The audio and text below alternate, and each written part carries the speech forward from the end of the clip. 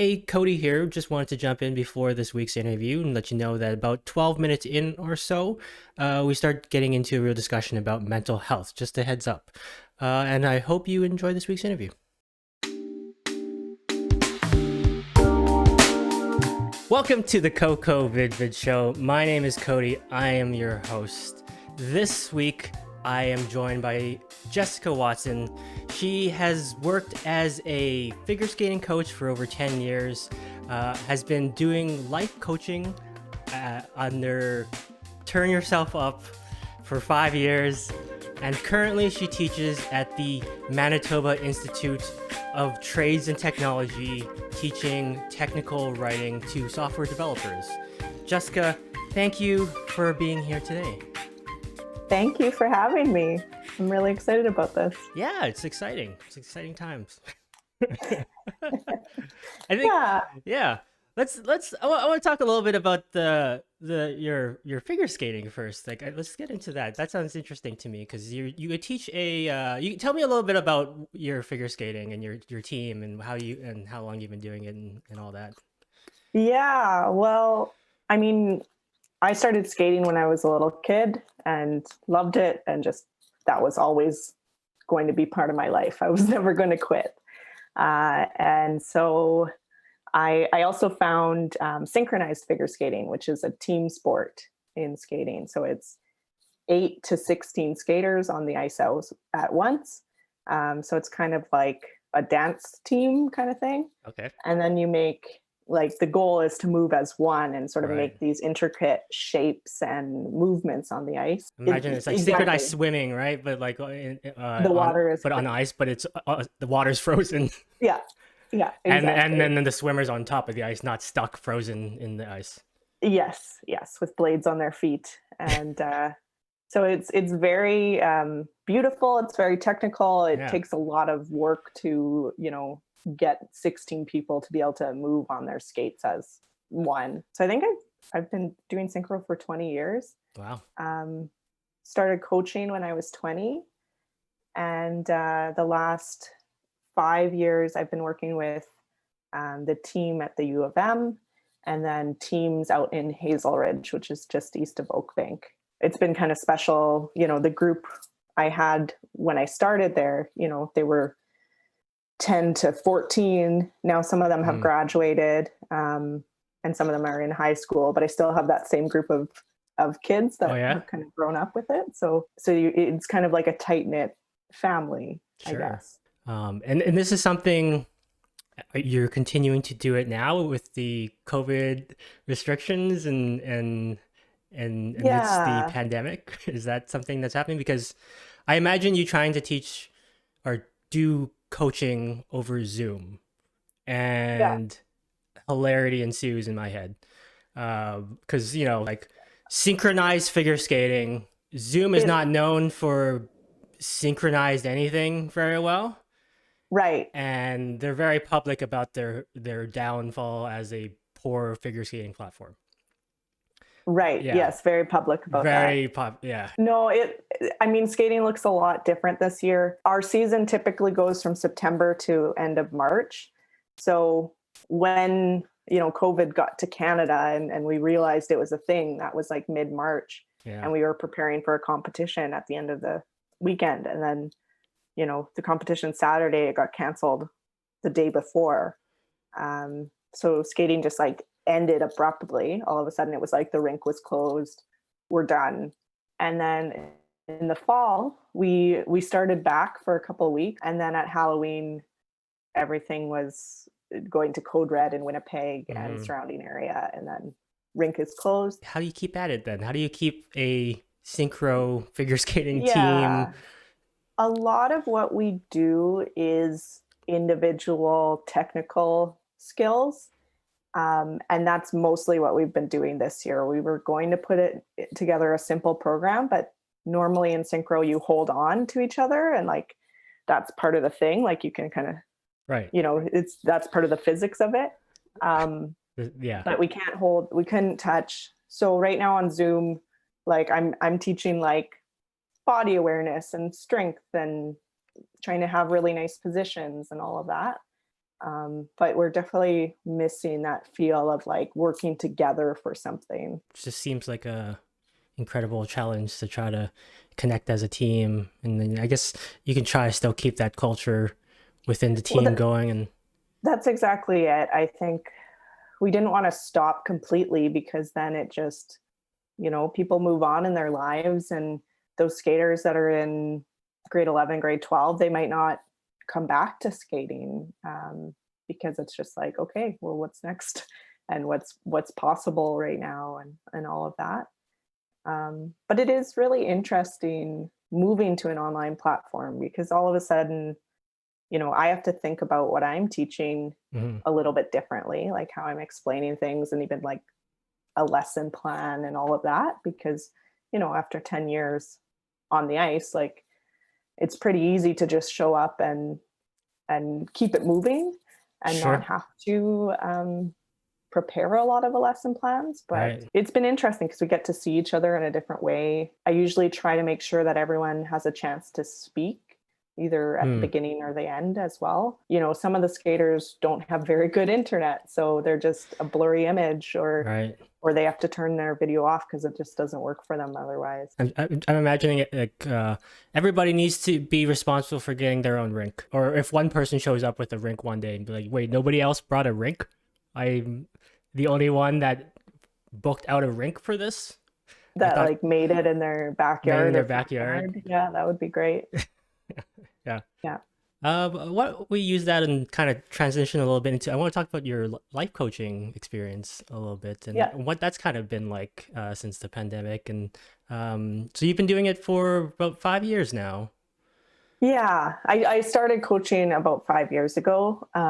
It's been sort of done in seasons for me. Hmm. Sometimes I'm doing it more than other times, or sometimes it's more about my own personal development and Sure. learning about psychology and self development and mindfulness and all of that. What happened with me, so background and why I'm working with software developers, like I took software development in university, worked for a few years, decided that I enjoyed soft skill things and team building and, things that I had learned in skating, more, found this life coaching, sort of transition to that. 2016, I decided to quit my job and go out and have my own life coaching business. Hmm. And so 2016, that year was great. I was coaching some clients. I came up with like a boot camp. And then September 2017, my mom died, and that sort of threw everything that I was doing business wise up in the air, because it really, really affected me. Hmm. So I just kind of stopped doing things. And then it's been my journey in the last like 3 years. Like the first year was like a big fog. So this is grief, right? And so many people actually now with COVID and how that's, you know, changed so much for people. There's a loss there. Hmm. And so they talk about, people experiencing grief now. Hmm. So the last 3 years I was coming out of this. So first year is whatever, you can't count. Second year was like me trying to do some of the things that I was doing before again. And then the third year, last year, I actually took over as head coach for the U of M team. So that was like a big deal for me for skating. And I didn't realize this, and probably the whole time since my mom died, but I was in a pretty deep depression. So things were foggy, Right. things affected my memory. I could, focus on skating, but that was like pretty much it. But I'd still have all these callings, right? Of like, oh, like I really want to get my podcast going again. I had a coaching podcast that I was doing. That year, I was in a pretty deep depression. And when COVID happened, that actually lifted something. That actually like cracked something open for me. What do you think it was about the pandemic that allowed you to break Yeah. out of that? What do you think? Well, I kind of mentioned before, it was a very abrupt end for skating for me, where this has been a sport that I've been competitive in, for the last however many years of my life. It's Right. never just ended like that. Yeah. So I think that kind of, left me in a place of like, well, what do I do now? Right. And it was also like a relief because I put so much pressure on those competitions. It was like, oh, I actually don't mind that I don't have to do this. Uh, it's and again, I wasn't skating, so I mean, it was sad for my skaters who wanted to compete. Yeah. Um, there was all this like fear and stuff going around on Instagram, and I Hmm. felt this like deep like I need to rise up. I need to use all the skills that I've learned life coaching and like Right. help people. So then I was trying to post positive things, as much anxiety producing things I was reading. I was trying to like flip it and be so positive. Sure. And so it kind of put me in this really weird state where people were friends and family and other people were, losing their jobs, or like it was very scary at first, right? Like people didn't know what this was. We had very little understanding about it. Just like how society was going to deal with it. It's just questions.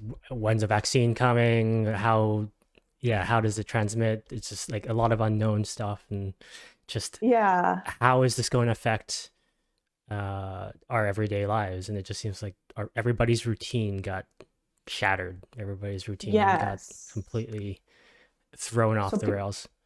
yeah, so people were feeling that loss, and I was feeling a sense of like, oh, I need to help. Um, Even though it was also lost for me, I was starting to think, oh, you know what? Like I've been in training for this the last 3 years, Hmm.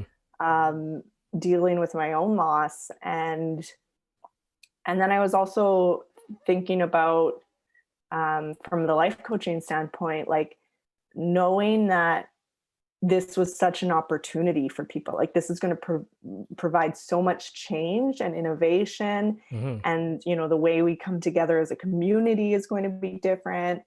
So there was a bit of like excitement for me in that. Basically, whatever we'll get into like mental health here, because when it ended up happening, I started to feel better, but I was seeing people around me feel worse.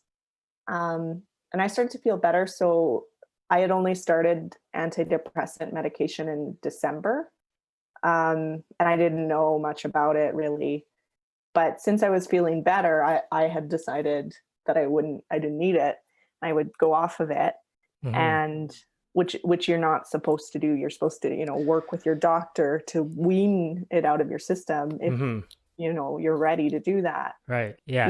Yes. Sorry. I was gonna say, like, and full disclosure as well. Like, I've been on antidepressants for some number of years now, or I've had experience with various different types of antidepressants. So yeah, when you say that, it's like you're not supposed to just stop taking it. There is a No. lot that's going on chemically with them, and you're supposed to kind of wean off them, and talk to your Yes. doctor. Yeah, so I didn't do any of that. Mm. I don't know why. I just thought I was just like, you know what? I'm feeling good. I don't need these anymore. Uh, and that combined with, I was having a bit of trouble sleeping, having a bit of trouble turning off my mind. But what ended up happening is that because of the going off the drugs, because of the stress and anxiety release, because of not sleeping, I ended up having what's called a manic episode. And I had never had this before in my life, but Mm. basically, and sort of slowly over a week, sort of slipped into like my own delusion of reality, um, which was really like kid like, really playful. So just to skip to the end of this, I did end up going to the hospital and spending some time in the hospital and getting monitored and getting on a better prescription for me and all of that and getting the help I needed, which ended up a diagnosis of bipolar, or what they call manic depressive. So for me, being in that depression for so long, coming out of it, now all of a sudden I was in this manic. Right. And so at first it was just like hyperactive, excited thinking. Then it was like a lot of like things were making sense to me. A lot of, what was happening with COVID, I, had answers for in my mind. And then at one point it actually turned into like fantastical, like the world around me turned fantastical, if that makes sense. So like one of those books where all of a sudden the regular world is sort of turned magical. Lucky for me, and thankfully, like I had my fiance was taking care of me. My sister was helping, my dad was helping, because they all started to recognize that like I wasn't acting normal. But there was one time they came over and we put on, I had dug out this VHS tub of VHSs from family videos from like being younger. And we put that on and I was watching it. And it felt like it was some sort of technology virtual reality thing. like I was watching this video, but it felt like I was immersed into it. And it felt like I could hear the wind, which you could on the video, but like it felt very real. Right. And like then I had triggered like these deep-seated memories in your brain or something, and kind of just like transported me there. Yeah. So I mean, a lot of people that know me personally will know this, but if you're watching this and you don't know who I am, I did spend some time in the ICU in 2016, and I was for a period of time in an induced coma. And there was a state when I was coming out of the induced coma that I was in a hallucinatory delusional state. And what you're describing a lot reminds me a lot of that period of time, where it's taking any senses, any experiences that were happening around me, and my mind would completely just run with it. Yeah. It would just create a new reality. And it almost didn't even matter where I was physically anymore. At some point it would just take this idea, and it's as if you were daydreaming, and the daydream completely consumed your experience. That's exactly it. It started to basically hallucinate, or like just interact with my environment differently, or it seemed like my environment was acting with me differently. Like even just little buzzes and things on my phone, I was like, oh, I know why it's doing that. Like, right. or like it's speaking to me, or I don't know. Yeah. It's like your brain's trying to make sense of these, just everything, and trying to connect it to it's amazing how elastic our minds can be sometimes. Yeah. Just like the right switch is flipped. Well, and it really gave me an appreciation for how confusing and scary it can be as well. And like I said, like most of my mania was very like playful and fun and light and like exciting, exploring this new world of like, oh my gosh, I knew there was magic, but like now it's happening. I knew it. Yeah. But at one point it did turn scary for me, and it ended up that was the night I had to go to the hospital, and it was really scary. And like I was scared of my fiance and scared of my dad that was staying over there. I thought they were like kidnappers. And it wasn't until my sister came and I was holding on to her hand, and she's like, okay, like you have to come now. Like you have to come with me. We're going in the ambulance. And I was like, okay, I'm going to decide to trust you, but I don't trust anyone else here. But I was standing there like refusing to go. And I came up with this. I was just standing there like protecting myself with like my little fingers. Was everybody a vampire? Is that what you was it? So it became very scary for me. But I was like peaceful with this, right? But if I was aggressive, or if I tried to fight them or whatever, right? Like that's where it gets really scary for people with mental health issues, which could be any of us, because this had never happened to me before. I had no idea how easy it could be for those situations to go really bad. Yeah. Um, Definitely can show just like I said earlier, our minds are a lot more elastic than when we think they are. It doesn't take that much for a trigger, just the right switch, just the right bits in your brain to be flipped and reality in your own mind to be changed. I don't know. I hadn't ever had anything like this. And then, so that was the sort of worst point. And then I was taken in, and the ambulance looked like a spaceship. Like, I still didn't trust it. We had to wait in the garage because of COVID. Right. Thing. Yeah. So in the middle of all this, COVID's still happening. Yeah, this was COVID getting started. And once we got to the garage, like, again, my brain trying to make sense of things, I was like, oh, we're going to space, aren't we? Like, okay, the planet's not good anymore. Yeah, it was very strange. And then we got put in like a waiting room, and I was there with my sister again. So still like my hallucinating. For some reason I was thinking about Canada geese. As one does when going through a manic episode. Yeah. But everyone in the hospital like had like geese qualities, and were like would walk by the room and sort of looked like a goose face, especially with their masks. Oh yeah. Yeah, I wasn't used to seeing people in masks yet, right? So everyone's wearing, yeah. From there, then I'm slowly coming back into reality and letting go of some of those stories, but they all seemed very significant at the time. Do you look at that experience or look at those stories, and do you see it as just random hallucinations that happened in your mind, or can you trace that to maybe parts of your mind that was trying to work something out, like with the geese and stuff like that? Was that do you think was it just like truly like random hallucinations, or do you think it was like something in you that was trying to? Yeah, so I don't really believe that thoughts come up randomly for us. I think that they're coming up for a reason.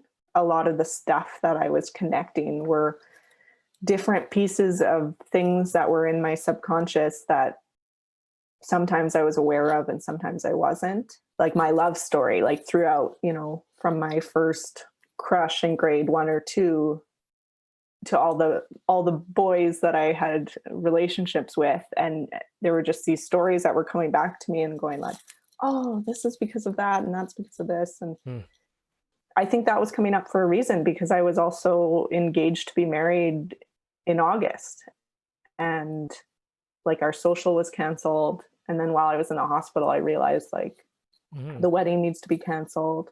And of course the doctors are like, don't make any major changes in your life right now, which is probably good advice. But that sort of knowing was so strong. Sure. Like, even though all this mania stuff, there was all this delusion to it. Right.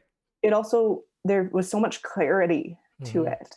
Like there was so much clarity, so much awareness, so much understanding. Because it is your own mind playing things out for you. Right. But yeah, this summer it's mostly been like me recovering. And then into the fall, it's like, now I'm feeling like good. I'm able to do things. And now I'm like, okay, how can I help people again through this life coaching and through what I've learned about myself and about my mind and all of that. I think, so with the diagnosis of bipolar, what it feels like is that like I can experience feelings very deeply, and whatever feeling feeling is how I go about the world. So whatever feeling I'm in, I could be very depressed one day and not feel so real, and then very happy another day, and that feels so real, like that's my truth. But I can't necessarily access the happy thinking when I'm depressed, if that makes sense. It's like the state of the neurons in your brain right now. It's just like, it's just those are the ones that are firing, the neural pathways that are telling you you're feeling depressed and you're in the certain thought processes that are going in circles and circles and circles. I can definitely relate to that side of things a lot as somebody who's been dealing with depression for a long time. It's just like when your brain is in those cycles, it's like I've described it a little bit sometimes as like a rhythm, as a musical beat that's just really catchy, but like not Right. productive.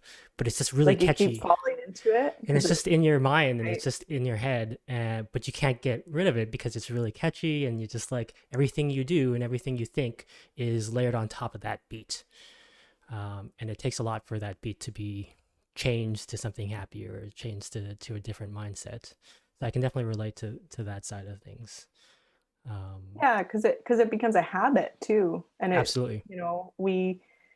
we like things we know. So if depression is what it can be comfortable there. Mm-hmm. Mm-hmm. How do you think this experience of having this manic episode, do you think it would have been different in like any other year, or do you think or the climate of this year and Yeah, I think it was a cracking open. Like I think it was meant to happen with this year. And then yeah, my experience in the hospital, I was in there for maybe 2.5 weeks, and no visitors, no one can yeah, come to the floor. Anything that's being sent in needs to be able to be sprayed down or wiped down. And it was like the rules were changing every day, because again, this was April where we didn't really know. And as a coach, like I have thoughts and feelings about like, oh, I can try to understand anyone. mm-hmm. And at first when I was in this psych ward, I thought the people were actors, because some of them were being so extreme, and like it takes nothing to set someone off, and then they're like yelling or like being aggressive or crying or whatever. And I think that was really eye-opening for me about mental health, and about like I met so many different people in there, which everyone had their own thing they were dealing with. Yeah. There was a lady that thought I was a Satan worshiper Oh, for some reason. are you? No. Okay. Because that's you portray, you give off that image, Yeah. so I can understand. Yeah. And then there was another lady there, that she was probably bullied growing up, and you could tell she was bullied in her mind. And me talking to her and being nice to her would set her off. And she's like, what are you trying to do to me? And like get all aggressive, right? So it's very interesting, very Breakfast Club like in there. Yeah. All of a sudden you're like, oh, there's a reason you're like this, right? Yeah, I think that is something we could learn a lot more about just each other as individuals, is that nobody makes decisions, nobody's personalities exist in a vacuum. Everybody's got a super long backstory of how our thought processes and our viewpoints got to where they were. Mm-hmm. So just better understanding that is a huge part in just communicating and understanding where everybody's coming from. So I guess taking that a little bit back to all of your coaching and your wellness teachings, how's that affected your style and how you approach coaching other people, and like especially in this world now, in this year? Well, definitely, like in terms of mental health, like I learned so much being in the psych ward with people that were dealing with things. But I could also see it, like I could see when they were more clear, and I could see like something trigger and then they go there, which happens to all of us. Like, and especially with anxiety. And I think so many people are suffering from anxiety, and what that is, something happens that they deem as a scary event or stressful event. Like it could even just be in an email coming in, and then all of a sudden you're triggered and your thought process is going down, I think that's given me that awareness. Like at the end of the day, we're all humans, all of us. We've all been raised differently in our own home. Ethnically, we might be different. Where in the world you live, you might be different. Values might be different. But at the end of the day, we each are having a human experience, and that's the same. Because I think we tend to compare ourselves and go like, well, I have it better than so-and-so, or at least it's not this. Depression, doesn't matter how it's caused or what it's about, you're still having that experience of depression. Like that's the same. Working with people, you have to let go of, what the content might be, what someone might be upset about, and help them deal with being upset and how to move past that. You can really take the content away because that's sort of just one aspect of it, but it's underneath is like, how are we dealing with emotions? Now is the best time to work on personal development and understanding what's going on for you, making steps in your life that would be significant to you. Like that's the work that everyone should be doing. And when we all do that, then all of a sudden we can understand each other a little bit more, or we're not getting as triggered by other people because we've done our own work.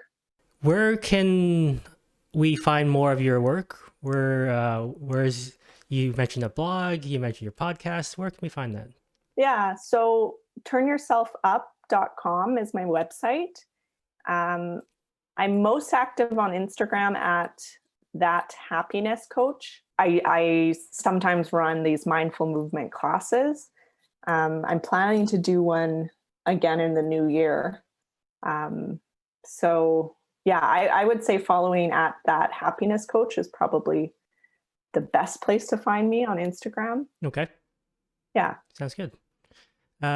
Thanks so much, Jessica, for coming today and having this conversation. Thanks so much for sharing your experience. It means a lot to me that you're willing to open up about that. It's not something we publicly have conversations about, and I think it's something we would all benefit from if we were just more open about it and talk about more. Yeah. So thanks for letting me open up and this was a good conversation to have. For sure. Thanks. Well, that's it. Thanks for watching. Hope you enjoyed that episode. I really enjoyed making that one. Just wanted to thank Jessica Watson again for stopping by. If you want more content like this, hit subscribe. If you like this video, hit the like button. If you want to get in contact with me, leave a comment or send me an email at cody@cocovidvid.com. And I hope to see you next week. Thanks for watching.